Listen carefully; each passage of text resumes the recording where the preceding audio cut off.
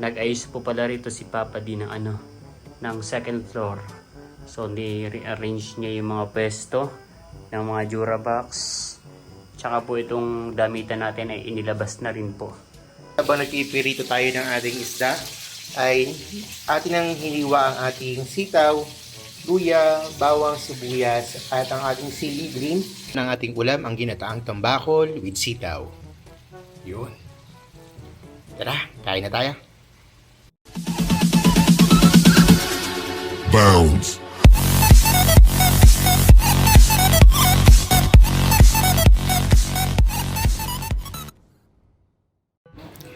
Musta mga kayami? So ngayon guys ay mag-isa lang tayo sa bahay. Ay hindi pala tayo mag-isa. Kasama pala natin yung mga papis natin. Si Ryan! Ayan, si Uno, si Happy, si Scarlett, si Tanggol, at si Jungkook.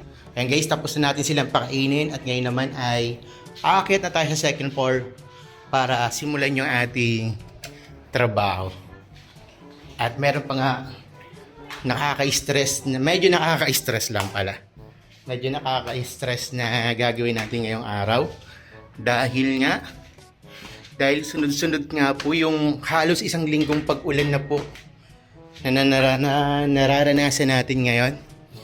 Nakakalungkot lang po. Ito pong binili naming istante ni EK ay nagkaroon ng napakaraming mold. Ayan po. Nagkaroon po siya ng parang amag. Tapos po ay lumundo siya. Bumaba. Ayan. Hindi ko alam kung masusolusyonan pa ba namin to. O need na namin bumili ng bagong plywood. Nagtanong din po ako sa store na binilan ko kung may nabibili pong bukod na metal na pad na pwedeng ilagay dito sa ating istante. Pero hindi po sila nagre-reply ng maayos. Kaya po ang gagawin ko ngayon ay baka bumili na lang po ako ng plywood at ako nila po yung maglalagare. Susukatin ko na lang po yung sukat niya.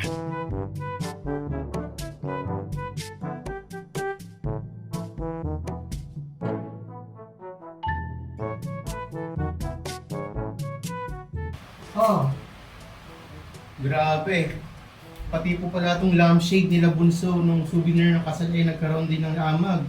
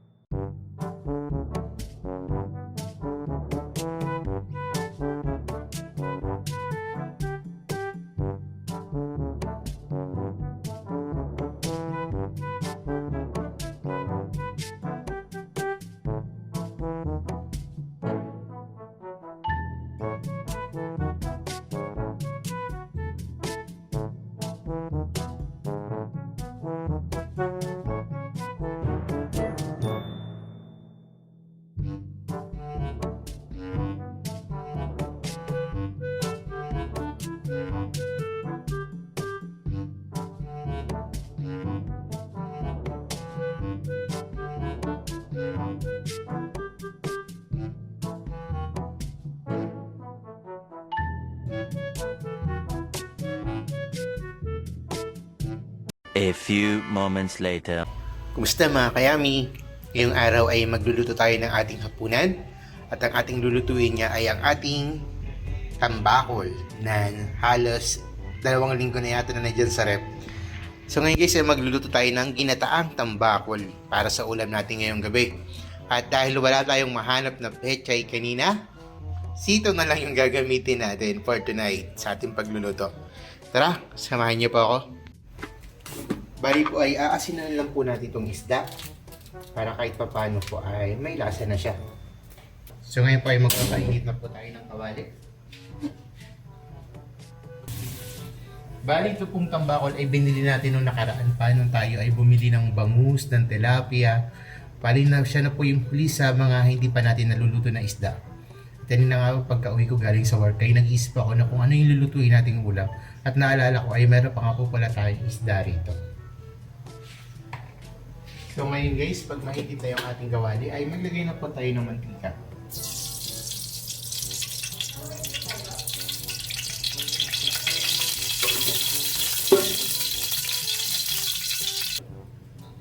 At kapag mainit na po yung ating mantika, ipipinto na po natin itong isda. Wow.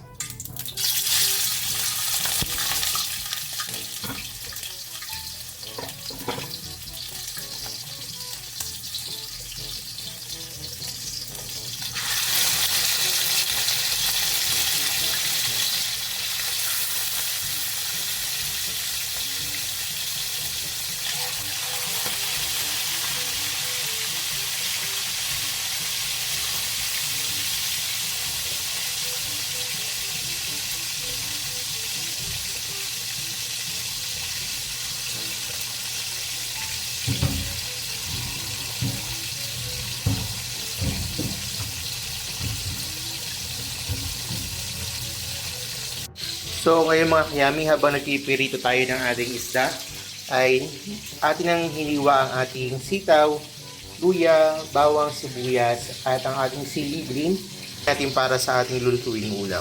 Ayan. Bali, sitaw na nga lang yung ating binili instead na pechay. Dahil wala talaga tayo mabiling pechay kanina, paikot-ikot na ako sa palengke. Hindi ko alam kung bakit pag may kailangan akong ingredients ay laging hindi available sa palengke. Pero dahil nagkikrib din naman po tayo sa ginataang sitaw, ay eto na lang po yung ilalagay natin. At pag mukhang luto na po ay babalik na lang po natin.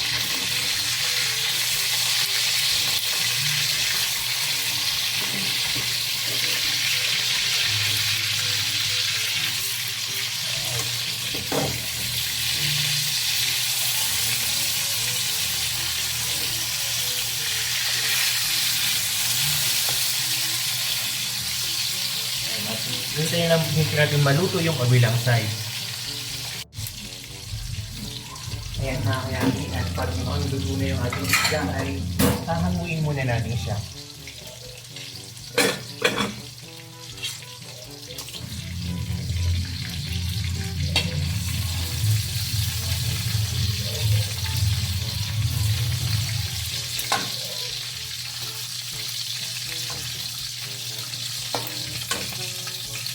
Ang ganda po ng pagkakaperito natin.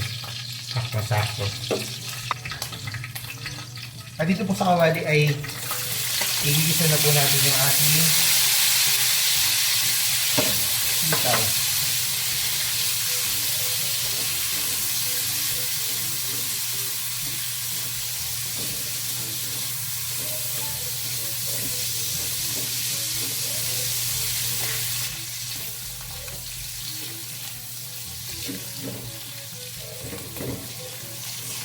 Ayan, at pag mukhang luto na po yung sitaw ay itatabi muna po natin agad.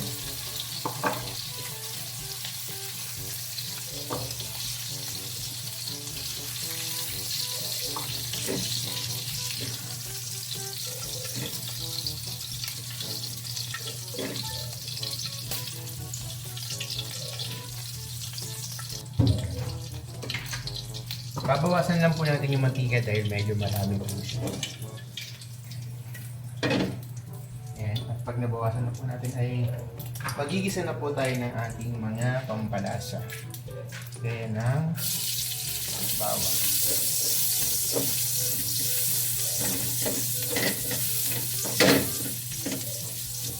Sibuyas.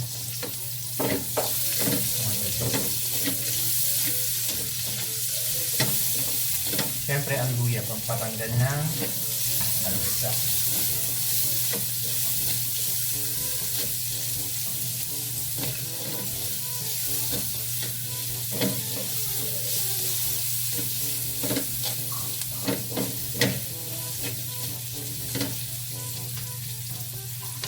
Tapos ay magagay na rin po tayo ng ating pampakrimi, ang Coco Mama.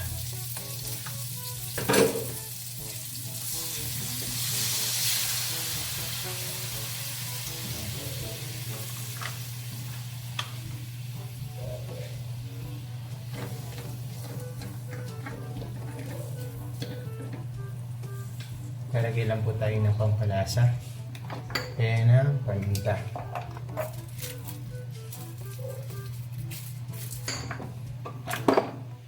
Maglalagay rin po tayo ng patis.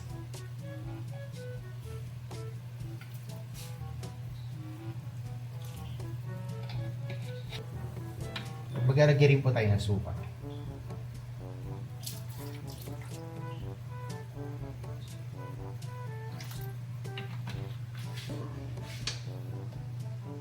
At mag-add lang po tayo ng konting sugar para pampabalance ng lasa.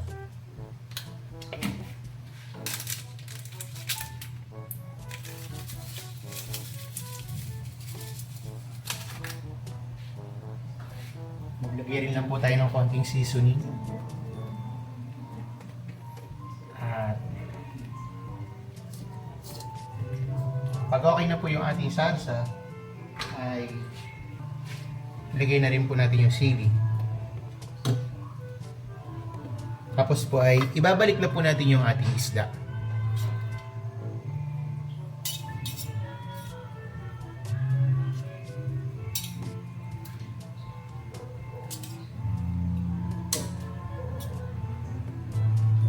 Yan. Kasi lalagay na rin po natin yung sitaw kanina na pinirito natin. Para mas lumambot pa po siya. Tapos po ay tatakpan po natin siya hanggang sa maluto po siya ng maayos.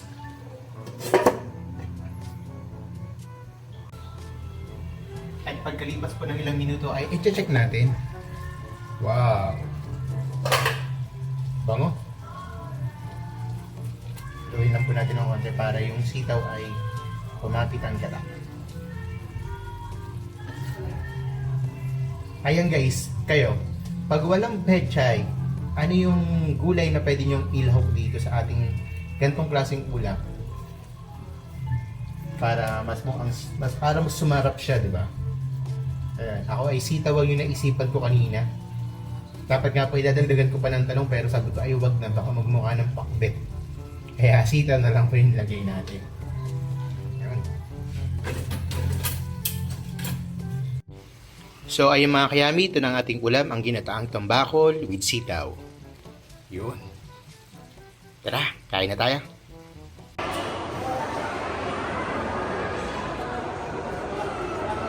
Nililinis po ni Danilo yung logo. Tsaka po yung mga glass panels po natin. Sipag yarn.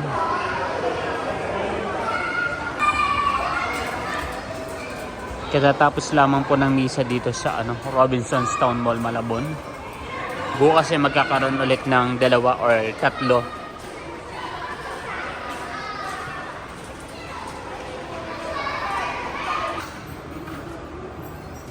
Out na po tayo sa work.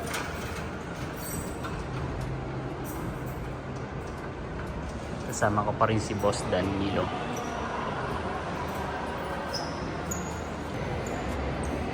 Mabuti naman po at hindi na umulan maghapon dito sa Kamaynilaan. Kaya nakasapatos na po ulit ako. So sana bukas ay hindi na ulit umulan. Pero nagbabanta na naman ang bagyo sa paparating na Lunes. Kaya sana naman po ay hindi dumiretso yung bagyo. Kagulo na naman. Kagulo na naman. Kagulo na naman ang mga bibi. Kinuha po ni Scarlett yung aking medyas. Nagagawan sa medyas. Nagagawan sa medyas. Tara na, kain na tayo, bulo na. Anong naluto mong ulam? Handle tayo ng ginataang tambakol with Wow! sitaw. Tambakol with sitaw. Let's see. Wow! Sarap. Tara, maghain na tayo. Iluluto na rin po ni Papa D yung ulam ng ating mga alagang papis. May gulay pa nga pala tayong natira kagabi. Hindi mo pala inulam kanina umaga? Hindi ako kumain kanina. Oh, para sa hindi na kumakain ng agahan. Kumain niya ako sa work na anong oras na, alas 3 na, mag-alas 4 na. Sabi ng mga trabaho ko, puti sir, kinakaya mo yung ganun, hindi ka kumakain sa umaga tapos alas 3 ka na kumakain. Sabi ko, that is what we call discipline. Charot. Sabi ko, wala kasi kaming makain sa bahay. Hindi nasanay lang din. Ayan.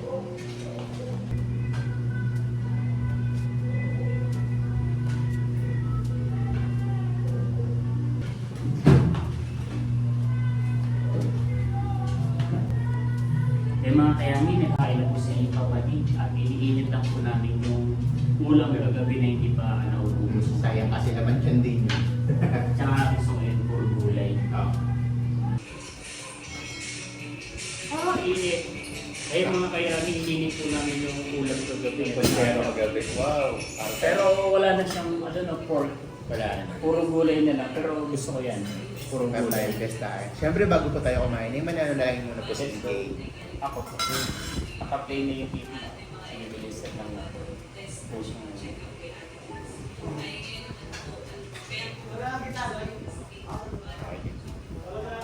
Let us pray.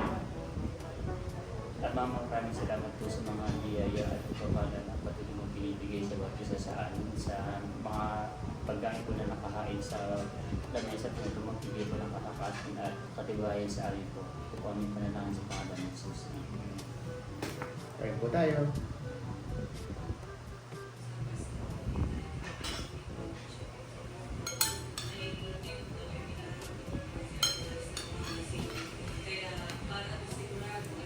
Paborito kong ulam ay parts ng ng isda ay ulo, pero hindi sa gantong buto. Hindi sa tambakan. Hindi sa tampakot. Sa bangus lang. Sa bangus lang. Sa tilapia ako okay rin, kinakain ko rin yung ulo. Pero dito, tamad na tamad akong kumain ng ulo naman. Gusto ko naman sa ganito, it's either buntot or ito yung ito na. Yan. So ito muna yung una natin titigman kasi pag kinain na natin itong gulay, papapakain ko ito, kaya ko ito ay hindi natin ma-appreciate yung gulay. Bango pa naman. Isa sa magandang katangan po ni Papa Di ay masarap pagluto. Even nung wala pang YouTube, ayun kasi kaya ko na rin magluto ng ganito sa tulong ng technology. Napapanood natin sa YouTube, sa TikTok, or any platform po sa social media. Pero siya is kaya niya magluto kahit walang tinginan sa ganyan. Yun ako ay Ano lang, tamang hula lang ng lasa.